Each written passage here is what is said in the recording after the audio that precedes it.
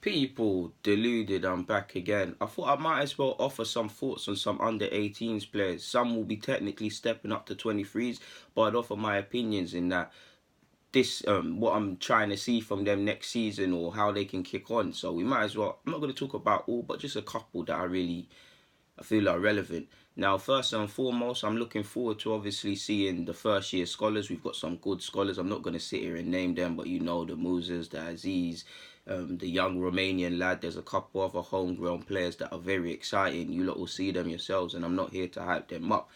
Just know for a fact there's some good scholars, first year scholars.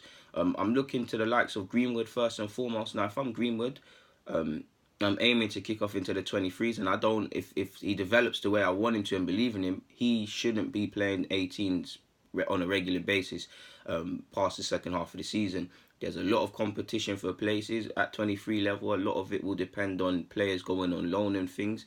But I think that's the next step for him. I think Balogun's not a scholarship, not on a second year scholar anymore. Technically, he has to step up to the 23s. So, for instance, up front with Balogun and Greenwood, there's going to be a lot of competition because Eddie should be going on loan if he's not going to play on a regular basis. But there's Eddie, there's Tyrese John Jules, who's ahead of them based in the pecking order, who he's fighting with Eddie as well. So there's a fatal four-way of sorts. Greenwood and Balogun are probably the two behind them, but things can change. If Balogun, he was getting a couple minutes at 23s off the bench last season, if he can take his chances, he can complicate matters. Now, Greenwood, he can play on the left, he can play on the right, play as a 10, made his name as a striker, so don't just exclusively link him with being a striker, but I'm looking to him to be a key player for the under 18s in the FA Youth Cup and to step into the 23s. Balogun, I'm looking to step into the 23s and make a mark and really complicate matters for that coach in regards to who he goes with up front, because you've got Tyrese John Jules, etc., etc. You've got Mark McGuinness, a defender. I really like him. Again, I'm not here to say man can be this, that, and the other, but I think he's no nonsense. I feel at least at 23 level where it's concerned, there's going to be a tough competition for places because on paper, you've got Medley, you've got Ballard, you've got McGuinness who's going to step up, Harry Clark who has to step up, and I'm sure I'm missing out one more name, people. Ben Shafe can play there, so there's a lot of competition. The names I've said, a couple of them, if I'm Medley, Ballard, or definitely Shafe, I'm looking to try and play senior football next year, to be fair with you. I think Ballard, there's a good chance he makes his debut at first team level next season with Lumberg stepping into that setup and how good he's played. But I think he's 19, 20 years of age. It will be 20 in September. I'm trying to play under 20, not first team foot. I got that mixed up. I'm not trying to play under 20 football for as long as that. I'm trying to kick on, to be fair, and he's made some good progress. Him and Medley will probably be first choice next season at 23s level, but there's a lot of competition for places, and you've got Olewu, I think, as well. You've got a Mo who can play in defence. So there's a lot of people in the book. So decisions have to be made, and some players will probably have to move on. But sticking to 18s.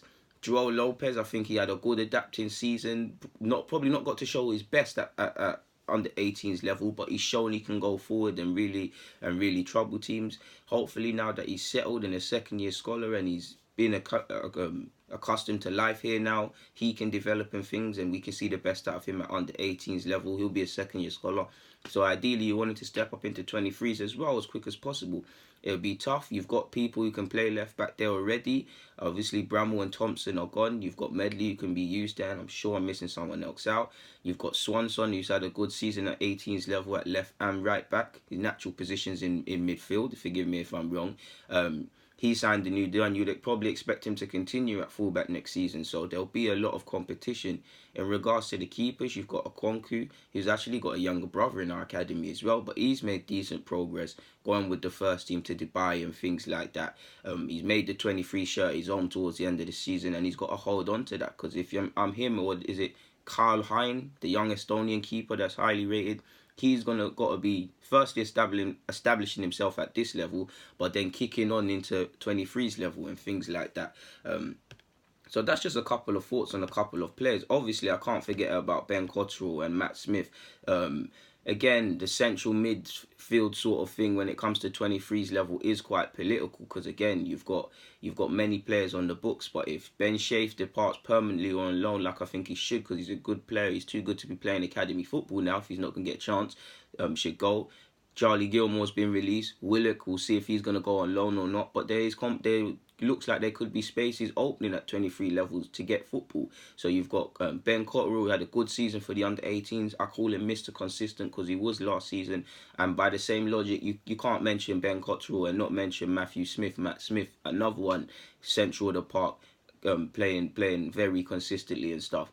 They should be relishing their chances. Now, Ben Cotterill can play on the flanks, he can play in the middle, he can put in a shift at left back. This all gives you more opportunities to play football. Obviously, as he progresses, he needs to define himself. But I think, personally, Matt Smith and Cotterill are two very underrated prospects within this academy. I'm not here to say they can be the next, this, that, and the third people. I just think when you look at players, how they play game in, game out at this level, and some of the hype other young players get and talked by our fans, some of these players are playing very well. I'm not here to say fans should gas them and things like that, but when I'm seeing things and I'm not hearing talks, it's not really correlated. Maybe it's because I'm watching these games and a lot of people are just chatting, but who knows, people. So yeah, we might as well speak about under 18s quickly now, innit? Just do a 2-in-1 sort of thing. I was going to do them separately, but what's the point, people, really and truly? Couple thoughts on a couple of 23s. I think a lot of them shouldn't be playing under 23s, football next year. I think if obviously a lot of them are gonna have to get games. I think if Joe Willock, Eddie and Ketia, if I'm not going to get games at Arsenal, they need to go on loan somewhere. Ideally for me, it would be somewhere like Holland or Germany, technical based league, especially for Joe, because I think Joe would be a success in the Championship. I just feel his game is more technically based, and if it's not a thing like Derby where there's a clear ethos of young players and technically based players, I could probably see inconsistencies in that. He'll be in the team, then out the team when he's not played quite well. Germany's a technical based league. They take your time with you. So I want to see Joe Willock and Eddie. They're the first two I'd say. They need to be playing first team football somewhere next season. I've mentioned Ballard already. He signed a new deal earlier on. He's going to be 20 in September. He's probably going to be first choice centre half along with Medley, but I think both should be looking to play first team football somewhere. Now Ballard, if he stays, I think he's a good chance in the Europa League or some cup competition he will make his first team debut. But how many appearances is he going to make? I really like him and feel he's a really underrated defender, and who knows what could happen, but he's not really going to get games at first team level. Like I said, he's going to be first choice at 23s, and Lundberg stepping into that level aids his case.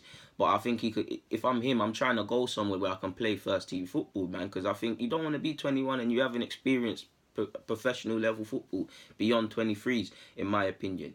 The same goes for Medley as well. I think Medley, when you look, I think Ballard's probably a better defender than him, sniffing danger and stuff, and more polished in that regards. I think Medley's, if he can improve his positioning and some of the stuff he does defensively, he can have a decent career. I feel defensively he's got a lot to work on. But I feel in terms of the modern day defender, bringing the ball out the back, passing range, he's got that. And it's clear to see why the club allegedly rate him highly.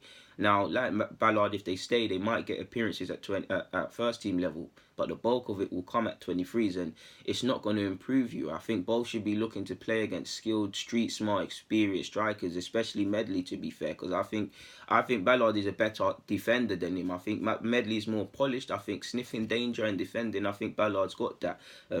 Both are going to be first choice centre-halves in my opinion, but both should be looking to go out on loan. Obviously, from the club's point of view, we want to try and win the league at 23s level like we did, not last season, that's just finished, but the season before that. We want to try and do that, so we need our best players. But from a development point of view, both should be looking to go and play somewhere. Ben Schaefer, another one who could be first choice at centre mid or centre half. He's 21, he needs to go and play somewhere. I think he's a very good player. I think he could be a good squad player for us. He can play right back, centre half, midfield. There is a case of obviously jack of all trades, master of none. But I think he's a very intelligent footballer and very technically based. And I think he's ready to test himself at first team level. He's been on a couple of loan spells. I don't think he should. I think the 23s is a graveyard. You shouldn't be here at 21 years of age, people, unless you're playing first team and you have to make appearances here and that.